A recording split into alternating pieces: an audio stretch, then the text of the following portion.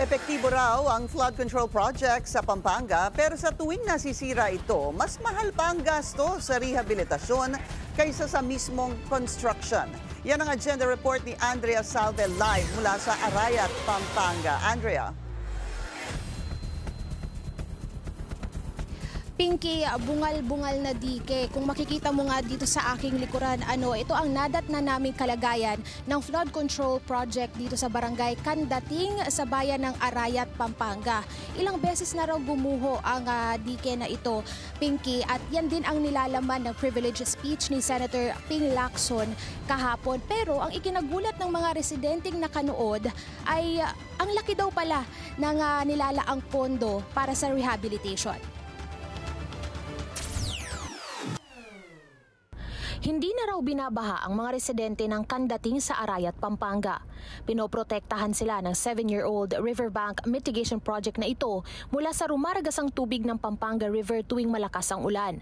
Pero kahit ganoon, hindi pa rin sila makampante dahil sa loob din ng 7 taon, ilang beses daw nasira ang dike.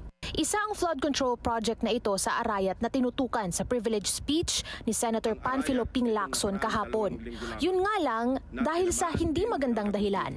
4 years now, the riverbank mitigation project in Kandating, Arayat, has been the face of a failed flood control project. Mr. President, a review of the budget books shows that we started funding the construction, rehabilitation of slope protection along Pampanga River, Kandating, Arayat, Pampanga, way back in 2018.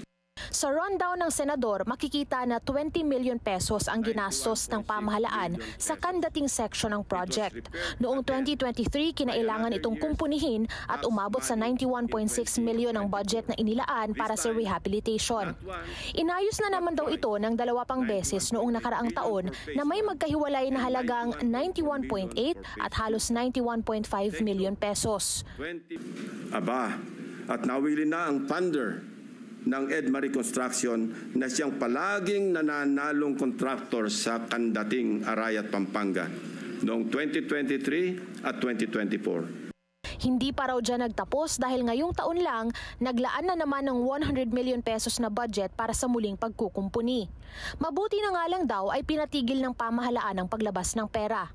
Nilinaw yan ni dating Pampanga 3rd District Representative Aurelio Dong Gonzales Jr. noong January. Anya sa isang consultation meeting sa Kamara noon, nasira ang flood control structure dahil sa natural forces at mahinang disenyo.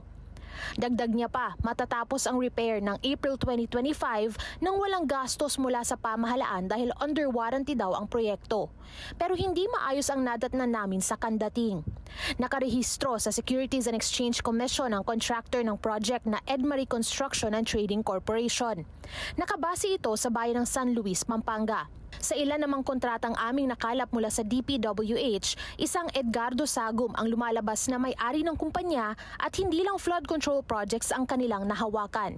Meron ding mga tulay at kalsada sa iba't ibang bahagi ng Pampanga.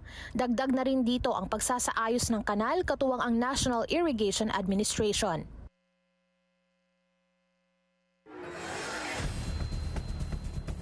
Pinky, sinubukan natin kunin yung panig ng contractor through the numbers na nakita natin sa mga kontrata na nakalap natin mula sa DPWH pero hindi pa sila tumutugon sa ngayon.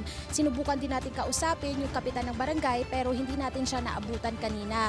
At ayon sa mga residente, hindi naman daw humihinto yung paggawa dito sa dike na ito. At sa katunayan nga kanina, naabutan natin yung ilang empleyado na nagtatrabaho dito. Balik sa'yo, Pinky. So may mga empleyadong nagtatrabaho dyan ngayon. Andre, yung sa breakdown na isiniwalat nga ni Senator Ping na ipinakita mo kanina, yung 2024, may 91 million pesos na budget para dyan? Tama ka dyan, Pinky. 91, magkaiba lang yung butal pero sa inilabas ni Senator Ping, yung isa sa 2024 ay nasa 91.1 if hindi ako nagkakamali ha. At yung pangalawa ay nasa halos 91.5 million pesos. Oo, Pinky. Hindi sila nagkakalayo, Andrea, pero it's the same location.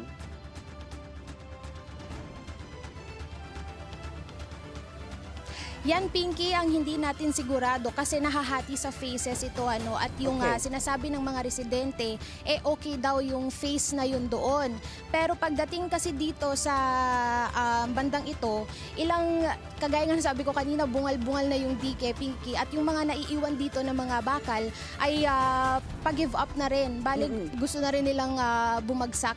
So, yun yung kinakabahala ng mga residente kasi nagugulat din sila kasi minsan daw yung ilang nangyari na before na bumagsak yung dike ay nangyayari tuwing hating gabi. So naririnig nila yung malakas na kalabog at nararamdaman daw talaga nila sa lupa na may bumabagsak mula dito sa project na ito. Pinky. Sige, alamin pa natin yan. Maraming salamat sa iyo, Andrea Salve, nag-uulat ng live sa Arayat, Pampanga.